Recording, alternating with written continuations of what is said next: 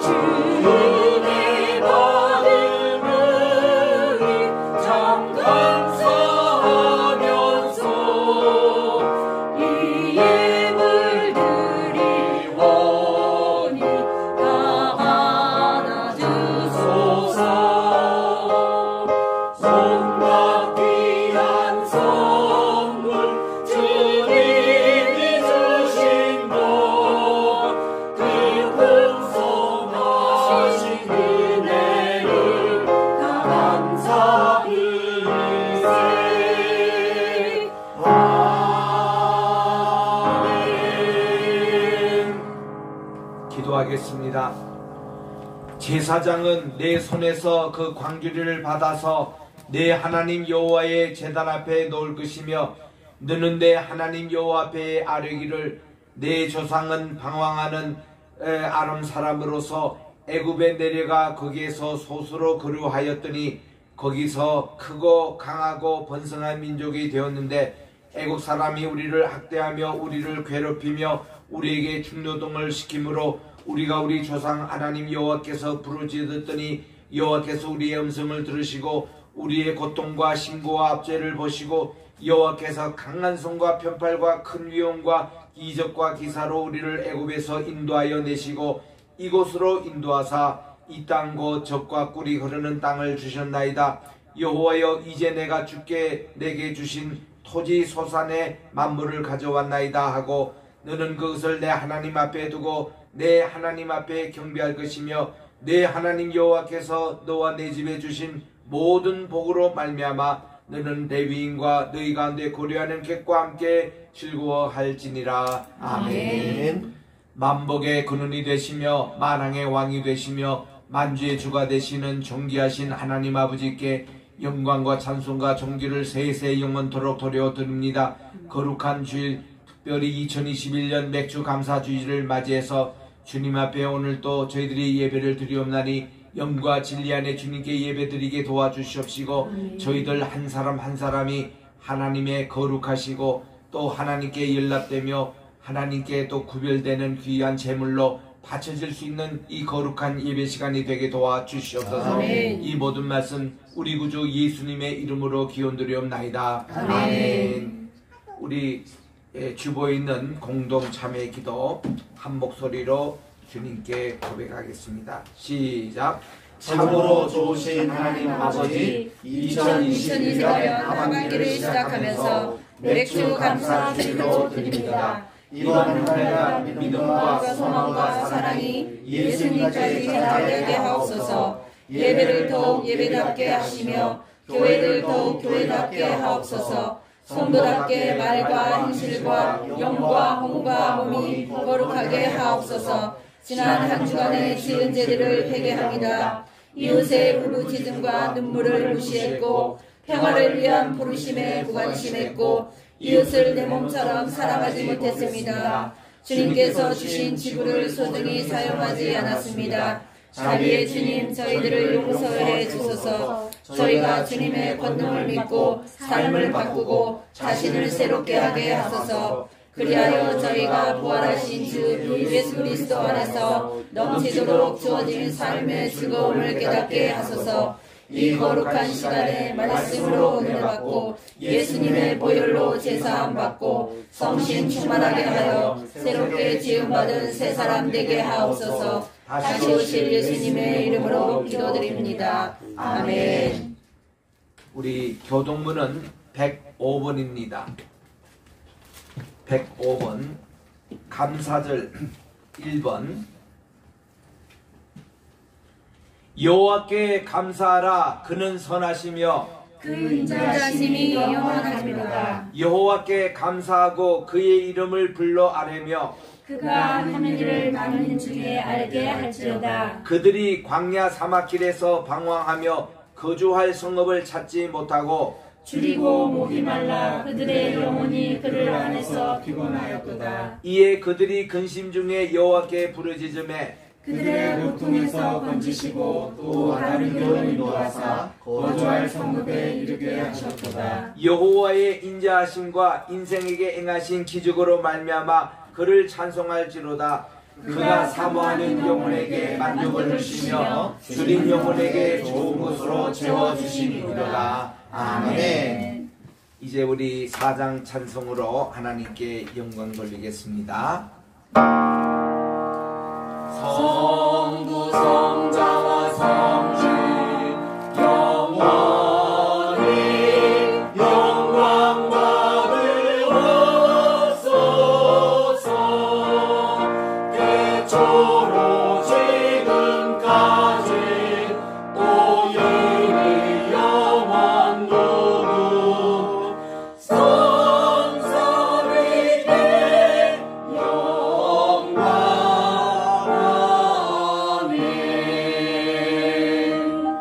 그 자리에 착석하셔서 오늘 성경 봉독을 하도록 하겠습니다. 고린도 후서 11장입니다. 신약 성경으로 297쪽입니다. 297쪽. 제가 8절부터 13절까지 읽을 테니 14, 15절 합독해 주시기 바랍니다. 내가 너희를 섬기기 위하여 다른 여러 교회에서 비용을 받은 것을 탈취한 것이라. 또 내가 너희와 함께 있을 때 비용이 부족하였으되 아무에게도 누를 끼치지 아니하였음은 마게도냐에서 온 형제들이 나의 부족한 것을 보충하였음이라. 내가 모든 일에 너희에게 폐를 끼치지 않기 위하여 스스로 조심하였고 또 조심하리라. 그리스도의 진리가 내 속에 있으니 아가야 지방에서 나의 이 자랑이 막히지 아니하리라. 이러한 까닭이나 내가 나를 사랑하지 아니함이냐 하나님이 아시느니라. 나는 내가 온 그대로 앞으로도 하리니 기회를 찾는 자들이 그 자랑하는 일로 우리와 같이 인정받는 그 기회를 끊으려 함이라. 그런 사람들은 거짓 사도요 속이는 일꾼이니 자기를 그리스도의 사도로 가장하는 자들입니다. 이것은 이상한 일이 아니라 사탄도 자기를 광야의 천사로 가장하니 그러므로 사단의 일꾼들도 자기를 의의 일꾼으로 가장하는 것이 또한 대단한 일이 아니니라. 그들의 마지막은 그 행위대로 되리라. 아멘.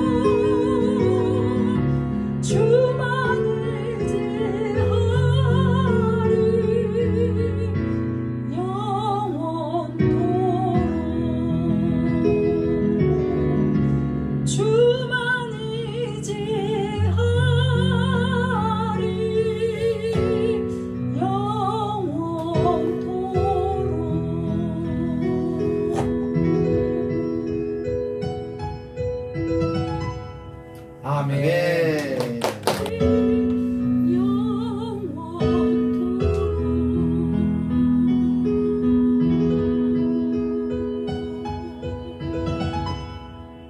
아멘.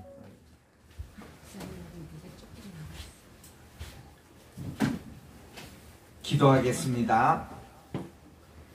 나의 마음의 묵상과 내 입술의 모든 말이 주님께 연락되기를 원하네.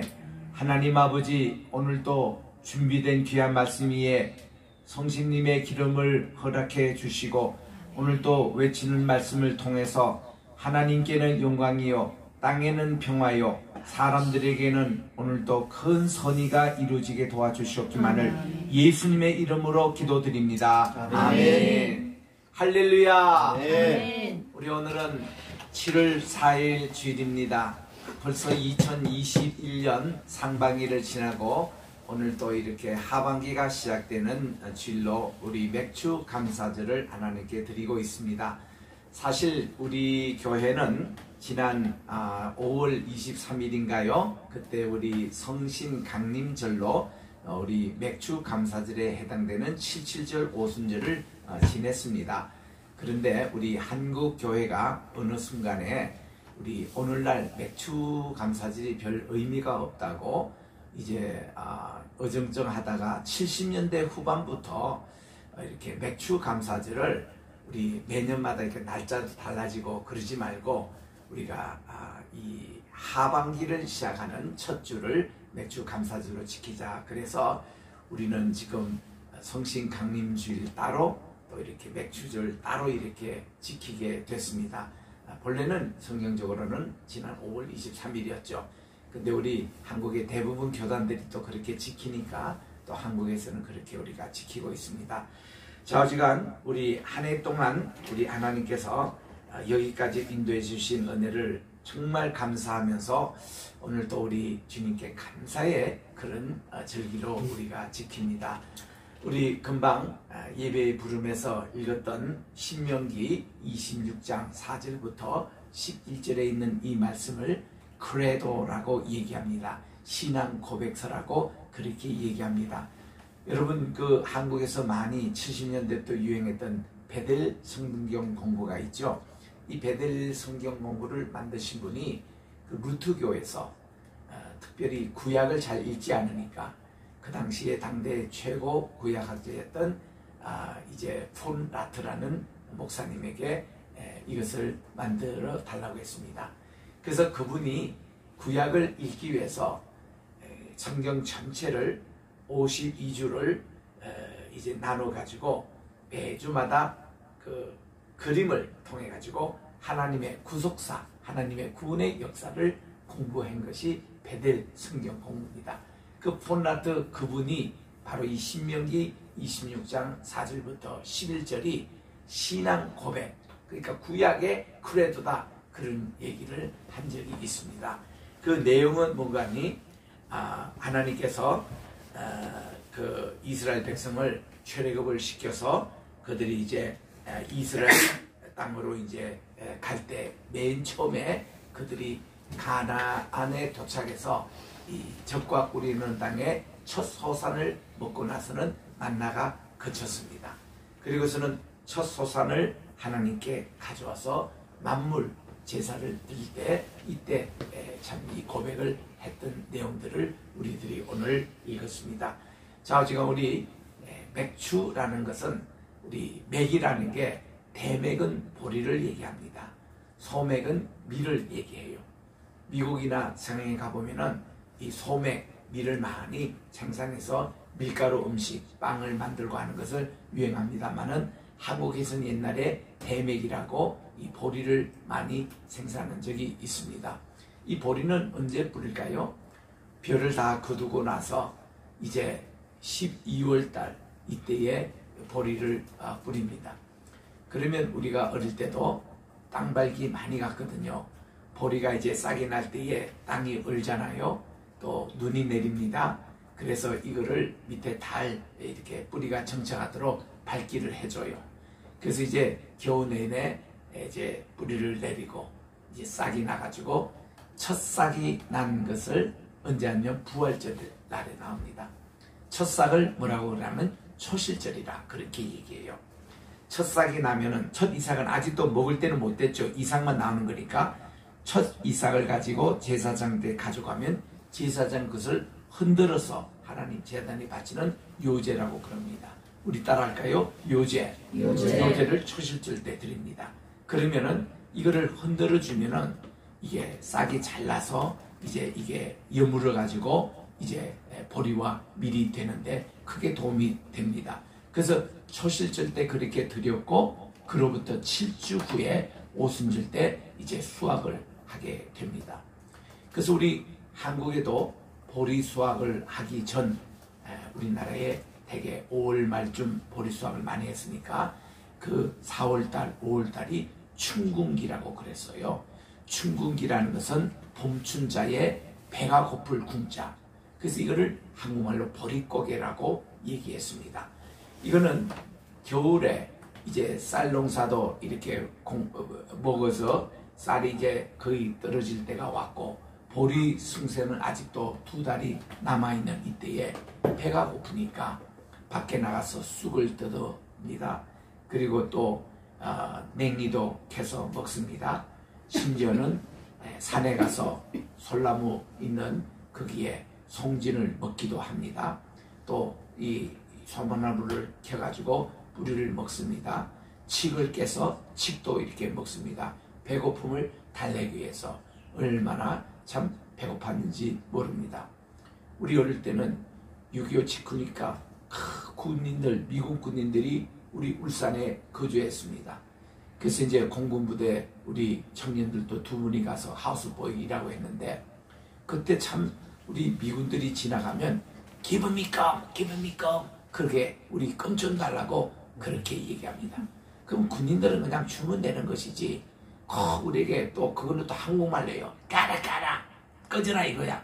까라 그리고서는 자기가 씹는 이 껌을 탁 뱉어줘요. 그러면 그 서로 주워가지고 그저 벌떼같이 해서 주워 넣으면은 제일 대장되는 이가 한 10번씩 씹어가지고 침을 뱉어냅니다.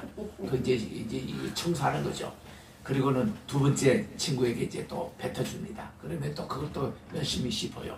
그래서 그거 한 5분씩 씹으면 그날 하루 아주 행복했어요. 저는요 먹을 게 너무 없어가지고 눈깔 사탕이라고 그래요. 왜 그 이름을 눈깔 사탕이라 그랬는지, 그냥 눈 그러면 눈거지지 눈깔같이 생겼어. 이렇게 생긴 사탕, 그거 하나의 오한이었어요. 오한. 여러분 오한 아시죠? 그 원 다음에 이 단위가 환이었는데, 그때는 예배 헌금할 때도 시판이 주일 예배 헌금하는 주일학교, 그러니까 1원에 10분의 1 단위예요. 시판. 그리고 오한만 하면은 눈깔 사탕 하나 주죠. 금방 가면 이만큼 주죠. 그리고 서울에 가면은 시청에서부터 창녕까지 그 전차 탈 때 오한이면 돼요. 그 오한이 그렇게 꽤 컸습니다. 그 중에 이거 사탕 하나만 물면 일주일 동안 행복했어요. 그거 물면은 침이 나오잖아요. 침이. 그리고 이거를 껌을 시키도 침이 나오잖아요. 그래서 달리 껌이 맛있어 그런 게 아니고, 침이 나오면 침을 꼴딱꼴딱 삼키면서 배고픔을 달랬다는 거예요. 그래서 그 껌을 좋아서 씹은 게 아니라, 그래서 집안에 껌 하나 씹으면은 큰 누나가 씹고, 그 다음 둘째 누나가 5분 씹고, 그 다음 이제 셋째가 씹고 해서 우리는 7 형제니까 7 형제 다 내려가는데, 한참 걸려 맨 막내는. 또 그것도 그냥 씹으니까 노란 크레용이 좀 남으면 그거 같이 씹으면 노란 껌이 돼요. 정말 신기해요. 그 다음 또 분홍색 크레용 같이 씹으면 또 분홍색 껌이 됩니다. 그래가지고 그렇게 즐거웠어요. 껌 하나가. 그러니까 껌 없는 사람은 서러워가지고 저 타이어 그 빵꾸 이제 떼우고 난 그걸 고무 타이어를 씹으면은 또 그게 고무나무에 나왔다고 껌의 원리라고 그것도 열심히 씹었고, 그것도 없는 사람들은 저 무룡산 거기 가보면 칡이 있어서 그걸 그네만 씹고서 여기 시커멓게 그냥 칡을 씹는데도 칡을 씹으면 침이 나오잖아요. 그리고 그걸 가지고 배고픔을 달랜 거예요. 그게 보릿고개예요. 우리가 그 보릿고개를 지냈습니다. 우리나라에 그때는 새마을운동도 안 할 때고, 우리나라 산업 전선도 없었고, 돈 없고 가난할 때 피난민들이 그렇게 지냈던 보릿고개 충무기가 엊그저께 같은데, 지금은 우리나라에 그런 거 있습니까? 이런 보릿고개는요, 오늘날 북한이 기아 상태가 있어가지고 저렇게 많이들 100만 200명 죽고, 그거 유도 아니었어요. 한국이 얼마나 가난한 줄 아시죠? 1954년도 공식 통계 나옵니다. 우리나라의 GNP가 52불이었어요. 지금 3만 불 시대라고 얘기했죠. 52불. 세계에서 제일 가난한 나라가 방글라데시 50불. 그리고 한국이 52불. 6.25 직후에 먹을 게 없었어요. 매번 만든 아침에 일어나면 오늘 또 무슨 양식을 먹을까 걱정이었습니다. 그때 일주일에 한 달에 한 번씩 미군에서 밀가루를 한 부대씩 줬어요. 그래가지고 그거 보면은 미국 손과 한국 사람 손이 합쳐서 성조기하고 태극기하고 같이 이렇게 된 것을 한 부대씩 이렇게 주면은, 그걸 가지고 수제비 해먹고 밀국수 먹고 국수 해먹으면 얼마나 좋습니까? 그것도 아까웠어요. 그래가지고 그 밖에서 뜯어왔던 쑥하고 냉이하고 큰 이렇게 솥에다가 끓여가지고 밀가루를 아깝다고 그것도 스푼으로 몇 개 그냥 넣어가지고 그거를 끓여가지고 문 것을 그 풀죽이라 그럽니다. 풀죽. 한 번씩 하우스보이들이 그 미군에서 나올 때는 항상 보면 손에 통조림 몇 개 하고 점심 때 남겼던 샌드위치 몇 개 하고 이런 걸 가져와요. 그러면은 저녁에 교인 식구들이 다 모여요. 우리 교회만 해도 40명 전국에서 피난 오신 분들이 있어가지고 다 그것을 또 솥에다가 넣고 같이 이렇게 끓여서 먹습니다. 그럼 우리는 그때 먹을 때 이거를 돼지죽이다 이렇게 해서 요즘 비슷하게 생겼으니까 그거를 또 꿀꿀이 죽이다. 요즘으로 고상어로 말하면 부대찌개다. 이렇게 이제 고상어 말로는 얘기했습니다. 그게 다 보리고개 때 생겼던 음식이에요. 그냥 요즘은 거기 먹고 라면 먹고 해서 별미처럼 먹지만은 우리는 그거 지금도 먹기 싫어요. 우리는 눈물의 음식이었습니다. 그거 먹으면 참 눈물이 나왔어요. 우리 목회자들은 그 당시 교회에서 사례금을 우리 15년 동안 못 받았습니다. 그래서 보면은 성미를 교인들이 함께 내면은 그거를 먹었어요. 그래서 이 성미를 먹는데 다들 우리 교인들이 가난해가지고 보리쌀만 가져옵니다. 좀 쌀밥이 있으면 좋겠는데 보리쌀만 가져와가지고 우리는 너무 보리쌀 먹기가 싫었어요. 한 번씩 아버지 따라가지고 신방 가면은 권사님 집에 가면요, 권사님이 쌀밥을 해가지고 이만큼 주시는데 너무너무 맛있어가지고 한 공기 먹고 또 한 3,000원 이렇게 해서 또 먹고 얼마나 밥만 먹는데도 그렇게 맛있는지. 왜냐하면 우리 집 목회자 사택이 요 언덕에 사는데 우리 언덕 밑에 사는 그 집은 남녀 호랑개교 믿는 집이에요. 그 집에 밥 먹을 때 보면 참 부러워요. 그 상에 보면은 흰 쌀밥에다가 고기 국물에다가 닭광에다가 멸치 볶음에다가 연뿌리 그다가 그거 옛날에 다 부자식품이었거든요. 먹고 싶어가지고 꼴딱꼴딱하면서 이렇게 기도했습니다. 하나님, 우리 하나님이 더 부자고 더 강한 줄 알았는데 남녀 호랑개교 믿는 사람은 저렇게 밥상이 좋고 우리는 맨날 공동보리밥에 김치 한 조각, 그것도 김치도 어떤 때는 다 떨어져가지고 어머니가 왕소금 그 하나 가지고 우리는 이 밥을 먹는데, 여러분 보세요. 보리쌀에 넣고 왕소금 깨어가지고 하나씩 먹고 그거 이제 반찬으로 먹고 그 눈물의 밥이지 그게 무슨 식사입니까? 그렇게 우리가 자랐거든요. 근데 요즘은 보니까 보리밥도 건강식이다 이래가지고 내가 얼마나, 근데 우리는 보리쌀이 참 싫었어요. 그거 먹으면 방거가 그렇게 잘 나와. 그리고 그 학교에 가서 또 이렇게 벤토를 이렇게 열면은 좀 창피해.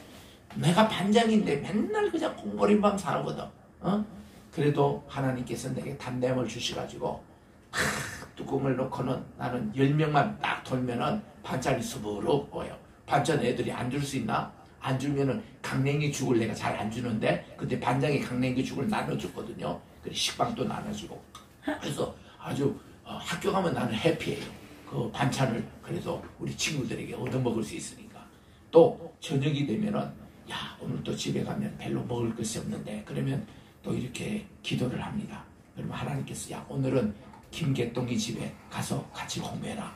그 집에 같이 가면은 야, 반장이 자기 집에 왔다고 엄마가 얼마나 좋아하는지, 그래서 쌀밥도 주고 콩나물도 주고 우리 집에서 먹지 못하는 반찬을 주고 이렇게 해서 그렇게 가면은 같이 공부해줘서 그 학생은 또 좋아. 나는 또 좋은 음식 먹어서 좋아. 또 찬 것도 또 새로 산 거 나는 이제 읽으면서 다 외워서 좋아. 그래가지고 나는 동양식 공부를 그렇게 한 거예요. 그런데도 나는 지금도 좀 억울한 게 내가 이런 관정하면은 윤목사님의 모습을 보니 귀족의 지분 같습니다. 무슨 재벌 2세 3세 같이 아주 얼굴도 좋고 뭐 이렇게 하는데 전혀 내가 고생했던 보리고개 우리 자랐던 얘기는 전혀 실감이 나지 않는다는 얘기를 내가 종종 듣습니다. 그것도 참 감사하지요. 참 감사해요. 우리 지금은 돌아가셨습니다만 둘째 누님은요, 집에서 한 번도 고기를 먹지를 못해가지고 평생 고기 못 먹었습니다. 먹었어야 되지. 먹을 줄 몰라. 우리 집에 그랬어요. 그런데도 뭐 하나님께서 다 축복 주셔가지고 7 자녀들 전부 다 대학 공부 다 하게 하고 또 유학 가게 하고 이건 하나님의 은혜지. 이게 춘궁기였어요. 보리고개. 그래서 이 맥주 감사절 우리가 얼마나 하나님께 감격했는지 모릅니다. 그 보리곡을 지나고 보리가 이제 생산돼 가지고 이걸 하나님께 두렵고 떨면서 가져와서 감사절을 드리는데 이게 우리 한국교회 맥주 감사절의 분위기였습니다. 우리는 지금 또 이제 월급 생활하고 산업 생활을 사기 때문에 정말 상반기 동안 얼마나 코로나로 해서 고생을 했고 힘들게 생활했습니까? 그러나 하나님이 여기까지 인도해 주신 것을 감사드리고 에베네셀 하나님 찬양하는 오늘 맥주 감사절이에요. 여러분 이런 기분을 가지고 오늘 우리 주님께 감사하는 우리가 되시기를 바랍니다. 또 오늘 미국에서는 7월 4일 독립기념일입니다. 오늘이 245주년을 맞이하는 독립기념일이에요. 1776년 7월 4일 미국이요 독립을 선언했습니다. 그 영국으로부터 독립하자는 전쟁이 1773년 12월 24일에 보스턴에 가보면 티파티라는 게 있습니다. 티파티라는 걸 보고 나는 처음에 보스턴에 갔을 때에 우리 선배님이 티파티 한번 구경하자고 해서 나는 거기 가서 차 마시면서 파티하는 줄 알았어요. 그게 아니고 이제 역사적인 것을 들어보니까 1773년도 영국에서 말이죠. 차를 가지고 보스턴 한국에 온 거예요. 그리고 이거를 파는데 관세를 엄청나게 여기 식민정부에서 붙였습니다. 그래가지고 이 영국에서 가져온 차를 이제 많은 관세를 붙여가지고 이 식민지 사람들에게 사라고 강요를 하니까 이분들이 화가 난 거예요. 그래서 여기 13주 주에 왔던 매사추세츠 중심한 보스턴에 사는 주민들이 너무 화가 나가지고 중국에서 온 무역선 그 티 이렇게 차를 가득 실은 것을 다 바다에 빠뜨린 사건이었습니다. 그게 사실 독립전쟁의 시초가 됐다고 그래요. 그 이듬해 4월 19일입니다. 우리나라는 4.19 하면 4.19를 기억하는데 미국에서는 4월 19일 하면은 이제 미국의 독립전쟁이 시작됐던 이틀 전의 일입니다. 그 알링턴이라는 곳에 그 바로 이제 보스턴에 있는 곳인데 거기에 이제 이 독립전쟁이 시작이 됐던 곳입니다. 그를 기념해 가지고 그 전쟁이 시작됐던 새벽이 4월 21일인데 이 날을 기해 가지고 매년마다 지금도 보스턴 마라톤 대회를 해요. 국제 대회입니다. 우리나라 1954년 6.25 바로 직후인데 신윤복이라는 분이 거기서 챔피언에서 유명하게 우리에게는 잘 각인되는 보스턴 마라톤 대회입니다. 또 우리나라에 또 황 선수며 또 올림픽 대회에서 금메달 땄던 이런 선수들이 되게 보스턴 마라톤 대회에서 출발을 하거든요. 지금도 미국에서 그렇게 합니다. 그게 이제 독립전쟁이 시작이 됐던 것이거든요. 그리고 나서 2년이 지났습니다. 1776년 7월 4일 한참 지금 또 독립운동을 하고 있는 거예요. 미국의 13개 주 대표들이 필라델피아에 모여가지고 지금은 독립기념관으로 되어 있는 그 당시에는 펜실베니아 주정부 청사였습니다. 거기에 모여가지고 13주 대표들이 사인을 해서 독립선언서를 발표를 했습니다. 기초는 벤자민 프랭클린이 했어요. 독립선언서의 기초에 보면은 Pursuit of Happiness, 행복의 추구라는 말이 나옵니다. 우리 모든 사람들은 하나님으로부터 아주 equally, 동등하게 창조함을 받았대요. Man is created by God equally, 동등하게 창조함을 받았대요.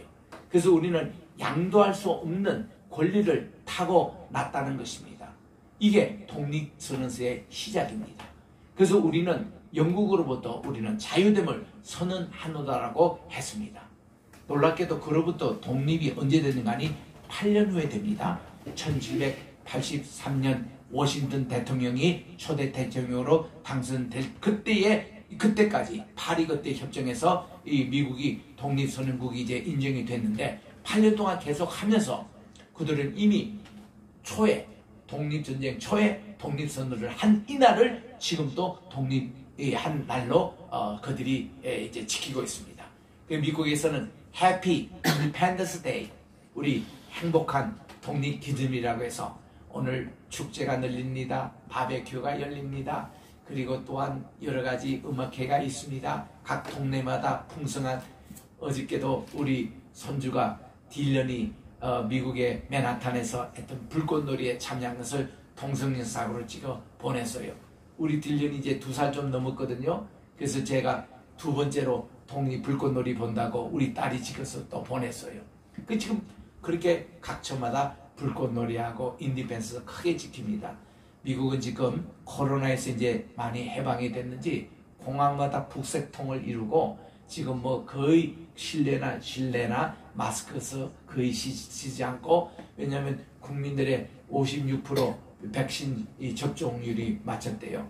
그래서 미국은 지금 각주마다 아주 큰 축제 분위기가 열리고 있습니다. 자, 이럴 때 우리 미국을 대표하는 것을 2개로 골라라 그러면은 여러분들이 미국 갔다가 온 선물로 뭘 원합니까? 제일 큰 선물이 자유종입니다. The Bell of Liberty, Liberty Bell이라고 필라델피아 가면 팔아요. 그 자유종을 쉬면서 이제 미국의 자유를 선포했거든요. 거기 가보면은 그 지금 자유종이 좀 깨져 있어요. 그게 이제 몇 번 사용하다가 깨졌답니다. 이 영국에서 만든 건데 미국에 와가지고 거기 보면은 레위기 25장 10절 말씀이 기록되어 있습니다. 거기 보면은 희년을 선포하라. 그리고 모든 노예들이 이제 자유를 얻고 땅을 주인에게 다시 되찾아주고, 그 말씀이 기록되어 있는데 이 자유의 종이 미국의 독립기념일의 상징입니다. 2번째로 많이 이제 된 것이 뭔가니 자유상입니다. Statue of Liberty. 미국에 가보면은 우리 지금 딸이 살고 있는 저지시티에 있는 거기 리버티 공원에 보면은 거기에 지금 자유의 상이 거기에 써 있습니다. 거기에 가보면은 이거는 우리나라에서 자유의 여신상이라고 많이 얘기를 합니다. 여러분, 자유의 여신상 하면 100% 틀린 말이에요. 여신상이라는 말이 없습니다. 여신이라는 말이 가디스라는 용어인데 거기 가면 그런 용어가 없습니다. 이 누가 붙인 말이 일본 사람이 붙인 거예요. 그래서 자유의 여신상 아직도 아는 사람은 아직도 일제의 잔재 속에 살고 있는 사람들이에요. 무식한 얘기하지 마십시오. 그냥 자유상입니다. Statue of Liberty.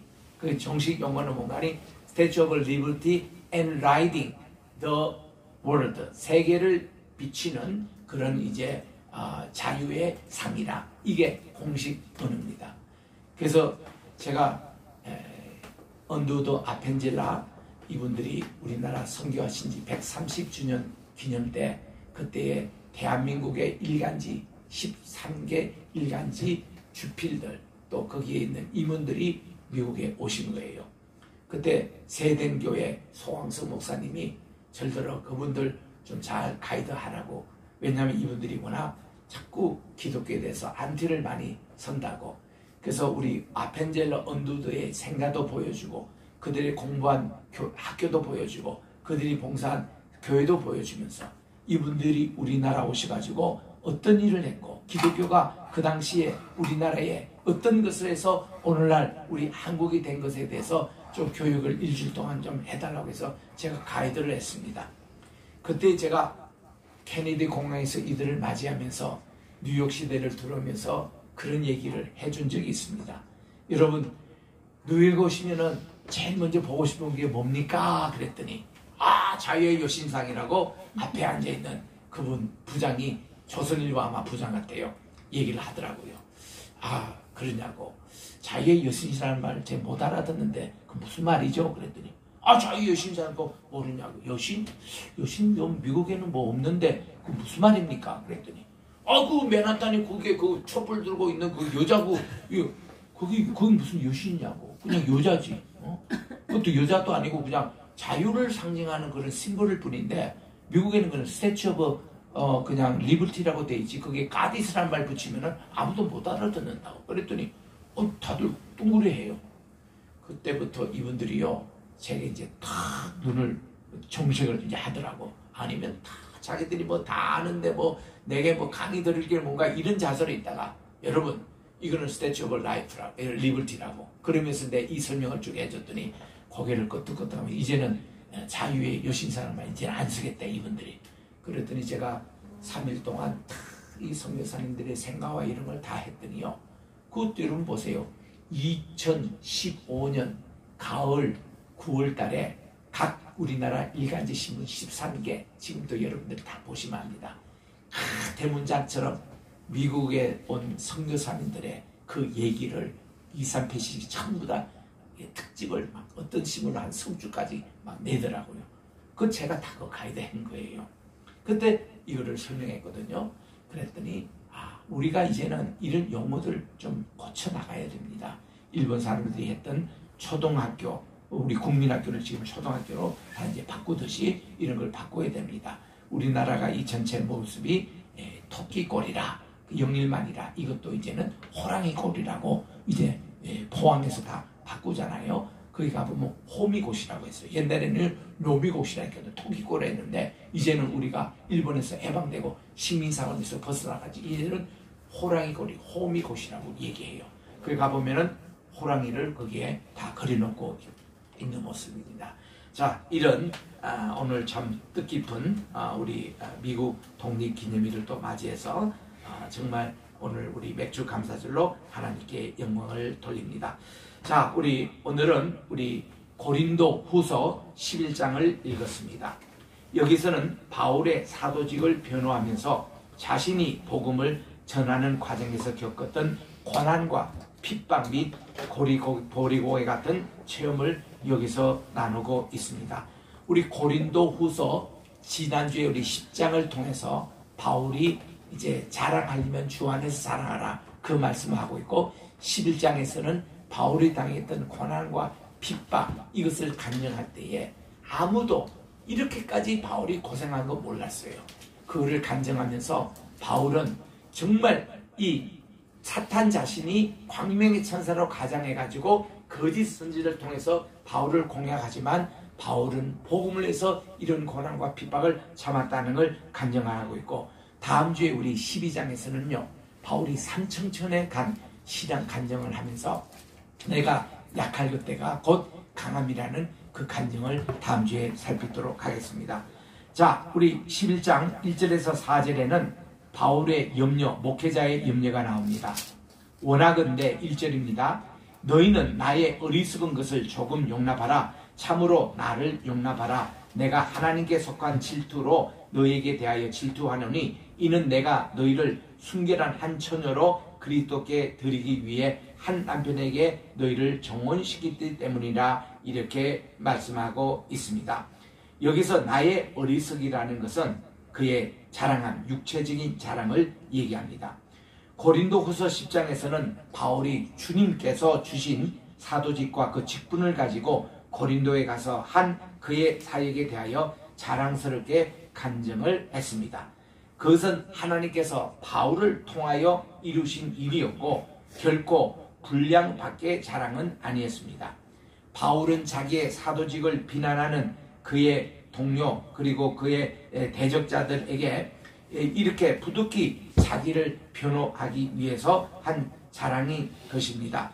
우리들도 사탄 마귀가 사람을 통해서 정말 주의 사역자들을 괴롭히고 거짓으로 할 때는요 가만히 있지 마시고 이렇게 자기를 당당하게 변호할 줄 알아야 합니다. 가만히 있으면 당합니다. 할 말은 해야 하는 것입니다. 그렇다고 그게 무슨 교만도 아니요 자기 자랑도 아니요 그러나 그가 할 수 있는 떳떳한 말인데 이 말을 통해서 고린도 있는 이 바울을 이렇게 힘들게 하던 사람이 끽소리를 못하게끔 그렇게 만든 이런 것은 일종의 변증법이니까 우리는 배워야 하는 것입니다. 복음을 전하다가 보면은 기독교를 이렇게 대적하는 그런 질문들을 많이 해와요. 하나님이 어디 계시느냐? 내 주먹을 믿으라. 나는 보이는 것만 믿겠다. 이렇게 하는 사람들에게 그래 당신 뭐 그렇게 살면 뭐 그렇게 하는 거 무시하지 마시고 아유 선생님 말씀 잘 안 치셨네요. 선생님 지금 보여야만이 믿는 것이라고 말씀하셨습니까? 그렇대. 그러면 선생님은 머리 뒷꼭지가 없으시네요. 왜 없냐고, 여기 있지 않냐고. 아니, 지금 선생님이 자기 눈으로 봐야 보인다고 하셨는데, 당신 눈으로 이 뒷꼭지 보셨나요? 안 봤대. 그 선생님 지금 허염하지 마세요. 산소가 당신 눈에 지금 보입니까? 안 보인대. 선생님은 쓸개도 없고 간도 없고 오장육부도 없네요. 왜 없냐고, 여기 있냐? 눈으로 보셨냐고. 해보해가지고 보셨냐고. 뭐 그거는 안 봤대. 근본 말씀이 틀리잖아요. 보이는 애 죽은 걸 믿더라. 보이잖아. 하나님을 믿지 말고 보이지 않는 걸 어떻게 믿냐? 선생님이 얘기하시냐고. 아니, 선생님이 무슨 김씨냐고. 자기가 뭐 밀양박씨네. 밀양박씨 시조가 내가 박혁거세 아시는데 박혁거세 할아버지 보시냐고. 못 봤대. 그러면 조상도 없는 그 밀양박씨 저 주님도 못 보셨네요. 여러분, 이렇게 얘기하면요, 자기 눈으로 봐야 믿겠다? 선생님 지금 어머니도 안 계시네. 그러면 어머니 와 집에 계시. 지금 눈에 보이시냐고. 지금 얘기하시냐고. 내 눈에 보여야 믿겠다고 하는데, 그렇게 거짓말 피리 마세요. 이렇게 우리가 산천초목이 있고 우리 인간이 있고 다 있는데, 이걸 누군가는 만드신 분이 계시지 않겠냐고. 결국 그분이요, 예수 믿고 신학교 가가지고 목회를 하고 지금은 돌아가셨습니다만 가만히 있으면 안 돼요. 이런 변정수를 배워야 합니다. 그래서 내가 2012년에 여기 CTS라는 우리 한국의 기독교 그 방송이 있잖아요. 거기서 말씀을 전했더니 PD가 나를 만나자고 해서 갔더니, 목사님, 여기 목사님 말씀이 너무 젊은 사람들에게 변정하기 참 좋다는 거야. 그래가지고 요거를 가지고 4인 4색으로 좀 이렇게 방송을 좀 찍자는 거예요. 나 그 스케줄도 많고 이 몇 번 찍어야 되냐. 이거 본래 한 달, 최소한 한 달 찍어야 되고, 안 그러면은 좀 바쁘시면 보름에도 좀 찍어 가셔서 얘기합시다. 그럼 뭘 해야 되냐. 이러면서 그 다음 오라고 해서 갔더니 한국 방송국의 PD들이 100문제를 내게 추려왔어요.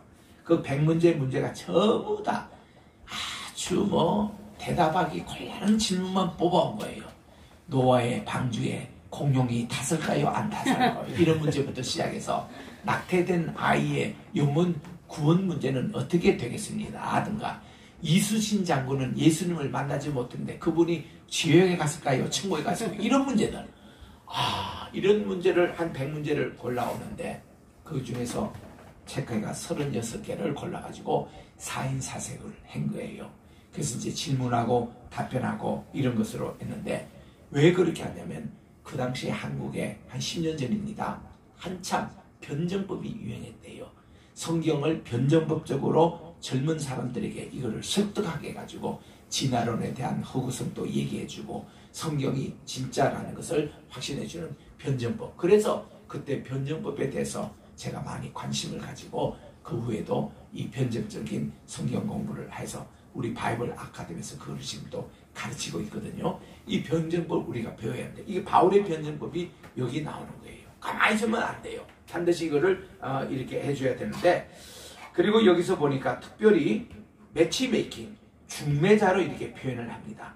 신랑 되시는 예수님과 신부 되시는 성도님 간의 우리의 중매에 대한 내용을 합니다. 여러분, 중매라는 것을 영어로 매치메이킹이라고 합니다. 저도 한때 중매를 꽤 많이 했어요. 근데 요즘은 잘 안 합니다. 왜냐하면 중매 잘못하다가 큰 일 날 뻔했어요. 중매는 잘 해줘봤댔자 그죠? 양복 하나 생기면 다행이고, 안 그러면 뺨 맞기 일순 게 이 중매입니다. 중매라는 것은 남자와 여자가 같이 사랑하게끔 만드는 게 이게 중매 아니겠습니까? 그런지 좀 별난 중매자가 있어요. 실제로 내 들은 얘기입니다. 요즘 또 제주도에 많이 신혼여행을 가는데, 아니 신랑 신부가 이제 결혼해가지고 제주도에 두 분이 잘 갔다 오도록 하는데 왜 중매하는 사람이 왜 따라갑니까? 그것도 신랑 신부가 자는 그 호텔방에 같이 입숙해가지고 신랑은 첫날 밤이에요. 여기 재우고 신부는 여기 재우고, 중매한 사람은 좋은 침대에 이렇게 누워있는 이런 생각을 하면 여러분이 어떻게 되겠습니까? 그 중매는 땡이에요. 중매자가 그렇게는 안 됩니다. 중매자는 이 두 분이 잘 살게 해주는 게 이게 중매자예요. 여러분, 내가 전도한다, 내가 목회를 한다, 이거 다 중매장이라고 여기서 소개하고 있습니다. 여기서 보면은 어떤 교회, 미안합니다, 내가 전도인 사람이에요. 그분들로 하여금 전도할 때 이 전도는 어디서 끝나는가 하면은 그 사람으로 교회 잘 나오게 해서 6개월 동안 초신자반 공부하게 하고 이분으로 하여금 1년 후에 또한 이제 교회 이제 그 공부할 수 있도록 학습받게 하고 그리고 세례까지 받게 하게끔 하는 곳까지가 전도인의 임무가 끝나는 거예요.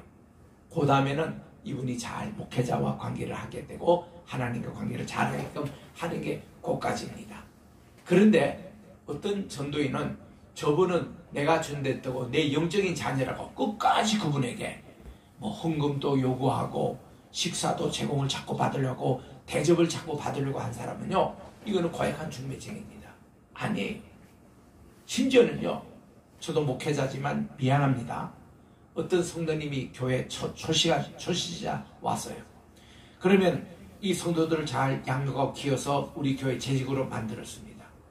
어떤 목회자는요, 이 성도님이 자기하고 연애하고 있는 것 같이, 자기는 신랑이고 이분은 신부같이 해가지고 주님과의 관계를 자꾸 방해를 해요. 나는 목회자 세미나 할 때 절대로 그걸 조심시킵니다. 여러분 목사님들, 그분이 오시면 이분이 하나님과 관계를 잘 하게끔 도와주는 걸로 끝나야지, 이 성도님에게 어떤 뭐 대접을 받는다, 무슨 사랑을 받는다, 미안합니다, 돈 봉투같이 받는다, 너 아니다 그거야. 이분과 하나님과의 친하게 만들어야지 목회자 중간에 개입하는 게 안 된다는 거지. 이게 고린도후서 오늘 11장 2절에 있는 이 말씀이에요. 우리는 중매자일 뿐입니다. 그래서 성도와 그리스도가 완전히 용납하면 중매자는 사라져야 된다는 것입니다. 바울은 이 목회 윤리를 잘 지켰어요. 3절 갑니다. 그러나 뱀이 자기의 강교함으로 하와를 속인 것 같이 어떤 방법으로든지 너의 마음이 그리스도 안에 있는 단순함과 진실함에서 떠나 부패될까 내가 두려워한다 그랬습니다. 성도에게 가장 큰 문제는 변질입니다. 배교라고 그럽니다. 이거는 아포스터시, 배교가 이게 문제입니다. 커럽션이 생깁니다. 사탄은 그 관계로 하와를 미혹한 것 같이 오늘날도 성도들을 미혹합니다. 우리는 하나님께 순수하고 때묻지 않는 그 마음, 초심을 끝까지 지켜야 합니다. 4절에 보니까 만일 누가 가서 우리가 선포하지 아니한 다른 예수를 선포하거나 혹은 너희가 받지 아니한 다른 영이나 너희가 수용하지 않는 다른 복음을 받게 할 때에 너희가 그를 잘 용납하는구나. 사람들은요, 다른 예수, 다른 영, 다른 복음을 쉽게 받아들입니다. 왜냐하면 우리 속에는 사이비성이 있기 때문에 그래요. 다른 예수라는 것은 성경에 증거된 예수님이 아닌 그 예수님입니다. 우리 성경지인 예수님은 처녀 마리아에게서 성신도를 잉태하시고 또 천국 복음을 전하시고 수많은 기적들을 행하시고 마침내 십자가에 죽으셨으나 3일 만에 부활하시고 4일 만에 성천하시고 다시 오실 약속을 하신 이 예수님만이 우리 진짜 예수님, 우리가 오직 예수님이에요. 오늘날 자유주의 신학자들이 말하는 예수님은 다른 예수인 것입니다. 지난 그저께 우리 겟세마네 신학교 여름학기 종강 예배를 드렸습니다. 종강 예배를 드리면서 마지막 순서가 이성환 목사님, 이분은 합동측에서 목회를 평생 하시고 작년에 은퇴하신 목사님이신데 지금 우리 학교에서 공부를 하고 계세요. 박사원에서. 이 목사님이 성찬식을 집례하시면서 여러분들이 여기에 보는 것이 여기에 무교병입니다. 이 무교병이라는 것은 누룩을 넣지 않는, 누룩을 넣을 시간이 없어서 붙들지 않는 겁니다. 여러분 여기 우리 오늘도 성찬식 때 이걸 사용하는데 이거를 한번 들어보십시오. 이거는요 소음기도 없고 맛도 하나도 없는 비스켓이에요. 이 비스켓인데 이 무교병을 설명하면서 마태복음 16장 11절 말씀을 읽으시면서 이렇게 설명하셨습니다. 이렇게 너희들은 바리새인의 누룩을 조심하라. 그 말씀 속에서 바리새인 누룩이라는 것이 바로 다른 복음을 전하는 것, 다른 진리를 하는 그거를 얘기한다는 거예요. 그래서 여기서 누룩이라는 것은 비진리 얘기한다는 겁니다. 허위라는 겁니다. 오늘날 많은 신학교에서 다른 신학을 전하고 있다는 거예요. 다른 예수를 전하고 있다는 거예요. 그래서 예수님 전하면서도 인본주의가 들어와 있습니다. 종교 통합이라는 게 들어가 있습니다. 예수님 외에도 다른 구원이 있다는 식으로 얘기를 합니다. 또 우리가 또 작은 예수래요. 이런 막말이 어디 있습니까?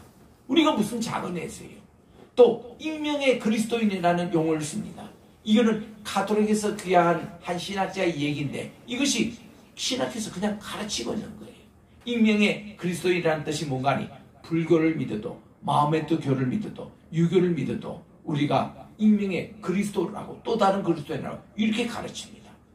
이게 지금 신학교에도 바닥이 들어와 있고 교회도 많이 들어와 있고 이게 다 현대판 누룩이라는 거예요.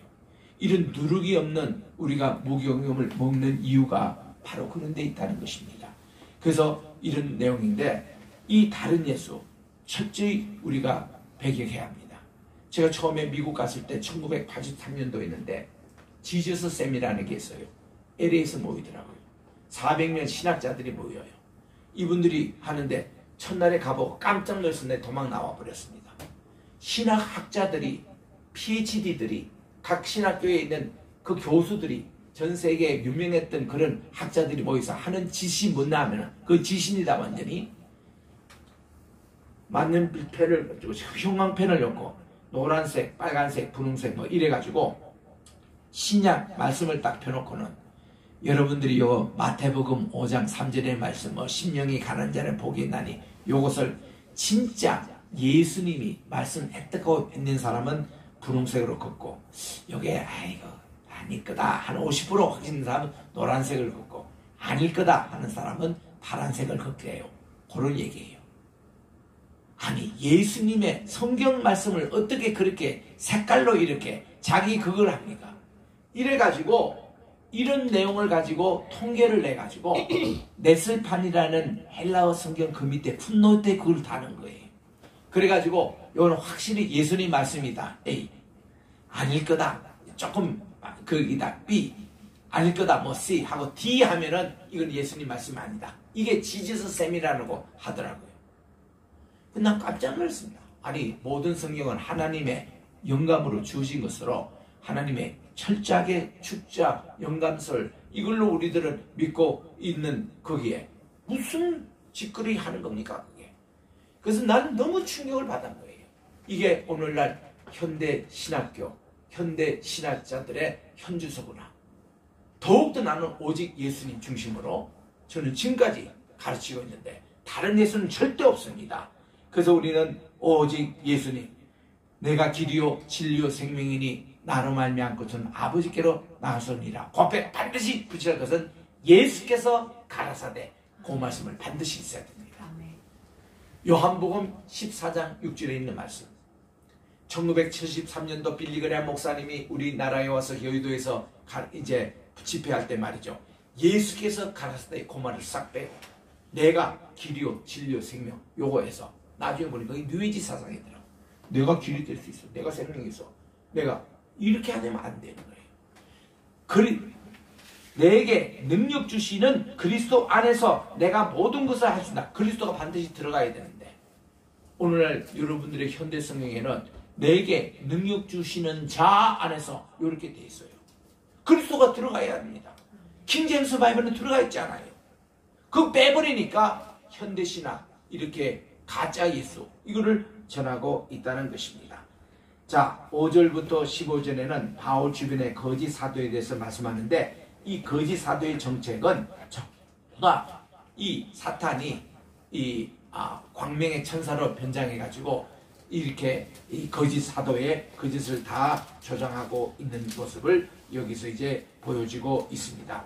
그래서 우리 14절 15절 아까 우리 함께 합독을 했습니다마는 이 거짓의 사도는 광명의 천사 즉 빛의 천사로 위장을 하는 것입니다. 이 자유신상에 가보면요. 이 여자가 여기에 7가지 이렇게 막 빛을 이렇게 비추는 그런 걸 나오는데 이거를 엔라이튼이라고 얘기합니다. 저는 이게 뭔가 몰랐는데 나중에 일루미나티를 공부해 보니까 여기에 이게 바로 광명파란 말이 거기서 나왔더라고요. 여러분 2006년도에 베스트셀러 됐던 다빈치 코드라는 그 책에 보면은 이 설명이 나오더라고요. 그래서 제가 이걸 보고 깜짝 놀랐습니다. 나는 그전에는 자유의 그 어떤 동상에 대해서 좋은 생각을 하는데, 아이고 나는 그때부터 그게 별로 내 마음속에 이제 지워졌습니다. 오히려 보스턴에서 남쪽에 가면 플리머스가 있는데 청교도들이 도착했던 그 장소입니다. 거기에 신앙의 우리 상이 서 있는데, 거기 가면은 이 여성으로 생긴 그분이 그 반석, 믿음의 반석 위에 성경 위에 놓고 한쪽에는 성경을 들고 한쪽에는 하나님을 영광 찬송하는 그 상이 있어요. 그게 진짜입니다. 그 뉴욕에 있는 저거는요, 프랑스 사람들이 그 독립기념 100주년을 기념해서 선물로 준 건데, 그 만든 사람이 프리메이슨 일루미나티래요. 근데 보스턴에 있는 청교도 그 신앙의 상은 정말 그 믿음의 여인상입니다. 교회의 모습입니다. 그게 진짜예요. 그게 더 소문났으면 좋겠습니다. 자, 16절부터 이제 33절에 가보니까 바울이 지금까지 당했던 많은 고난을 여기서 간증하고 있습니다. 바울처럼 이렇게 많은 고난을 당한 사람도 없습니다. 얼마나 그가 당했길래 몇 번이나 그가 죽을 뻔했습니다. 자, 여기에 보니까 우리 16가지의 고난이 이렇게 기록되어 있습니다. 그는 첫째로 옥에도 여러 번 갇혔습니다. 두 번째로 매도 수없이 맞았습니다. 어떤 때는 40에 가난 매 5번씩이나 맞았습니다. 신명기 25장 3절에 보니까 40대를 맞으면 사람이 죽는데요. 죽기 직전 39번의 매를 5번이나 맞았대요. 세 번째는 돌에 맞아 죽은 적도 있습니다. 루스트라에서 있었던 일입니다. 여기에 대해서는 다음 주에 제가 말씀을 드리겠습니다. 네 번째는 그는 전도 여행 중에 3번이나 배가 파손한 일도 있었습니다. 한 번은 하루를 꼬박 기쁨 속에서 지낸 적도 있습니다. 다섯 번째는 여러 번 강을 건너는 위험, 여섯 번째 강도들의 위험, 일곱 번째 동족 유대인들의 핍박, 여덟 번째 이방인들의 핍박, 아홉 번째 도시 안의 위험, 열 번째 광야에서의 위험, 11번째 바다에서의 위험, 12번째 거짓 형제들이 바울을 비난하고 해치는 위험, 13번째 바울이 수고하고 애쓰며 피곤할 정도로 고생했고, 14번째 여러 번 자지도 못했고 먹을 것도 못 먹고 마시지도 못했고 여러 번 그가 옷도 제대로 입지 못하여 추위에 떨기도 했다는 것입니다. 이런 고난과 더불어 15번째는 바울이 교회를 위해서 염려하는 것이 지나칠 정도로 스트레스가 많았습니다. 그리고 16번째는 그가 개종할 그 당시에 다메섹에서 광주를 타고 들창문을 통해서 성벽을 이렇게 도피했는 사실을 밝히고 있습니다. 이런 바울의 16가지 고난을 이렇게 목록을 보면 우리도 또 목회하며 이미 목회하면서 고생도 좀 하고 있지만 이거를 목록에다 비치면 창피합니다. 바울과 같은 이런 고난 생각도 못합니다. 이제 우리 올림픽 게임이 곧 다가옵니다. 작년에 못했던 것을 올해 도쿄에서 7월 23일부터 8월 8일까지 하계 올림픽을 합니다. 이 올림픽 할 때 우리들은 기억나는 것이 1976년 몬트리올 올림픽 때 일입니다. 코마텐데치라는 14살짜리 루마니아의 아이예요. 14살짜리입니다. 얘가 체조에서 만점을 했어요. 아니 7명, 9명 심사위원들이 만점을 줄 수가 없는데 이건 만점이라는 걸 있을 수가 없는 겁니다. 근데 놀랍게도요, 예선부터 결선까지 만점을 몇 번 받았느냐? 6번 받았어요. 그러니까 출전할 때마다 모든 것이 다 만점을 주는 거예요. 코마네치. 그래서 이제 금메달을 마침내 받았습니다. 많은 세계적인 기자들이 그에게 찾아가서 코마네치에게 어떻게 이렇게, 이거는 신의 경지라는 거예요. 만점을 받을 수 있느냐? 그런 얘기를 할 때에 이 아이가 이런 말을 했습니다. 저는 고된 훈련 덕분에 이 경기가 쉬웠습니다. 이것이 나의 비결이었습니다. 나의 승리였습니다. 그 한마디의 거예요. 고된 훈련. 이것뿐이라는 거. 저는 가까이 박찬호도 만난 적이 있고 훈련받는 모습도 봤고, 지금은 돌아가셨습니다마는 최동원 감독도 선수 시절 때에 제가 훈련하는 모습도 봤고, 또 이렇게 박세리 골프 선수 뉴저지 와서 할 때 그때 우리가 교회에서 김치도 제공하고 한국밥도 제공했는데, 세리가 그 당시에는 김미연하고 몇 사람 한국 선수가 없을 때입니다. 이때 와가지고 연습하는 광경을 내가 직접 다 복원했습니다. 야, 박찬호나 박세리나 그 당시에 우리나라 IMF 때 참 힘들었던 때에 우리 한국의 희망이 됐던 두 별이었는데, 이들을 보니까 난 직접 훈련하는 모습을 봤어요. 야, 아니 골프를 이제 내일 이제 연습 나가는데 오늘 밤 11시까지 그 스크린에서 연습을 하더라니까요. 박찬호 그렇게 잘 던지잖아요. 잘 던지는데 그냥 던지는 게 아니라 그도 역시 밤 12시까지인지 뭐 그렇게 던지고, 최동윤이도 옛날에 내 훈련할 때 봤습니다. 훈련 경기를 내일 나가면 오늘 좀 푹 쉬고 고기도 좀 먹고 그런 게 아니라 얼마나 연습을 하는지, 그 코마네치 그때 얘기를 딱 들었을 때 딱 이게 오더라고. 그렇다, 훈련이다. 훈련. 그냥 천재는 그냥 되는 게 아니라는 거예요. 오늘 우리 지수가 또 오늘 시험 치료를 가는데 열심히 노력하면 좋은 결과가 나오는 거예요. 네. 우리 예수 믿는 사람은 복음을 전할 때 목숨을 내걸고 우리는 해야 합니다.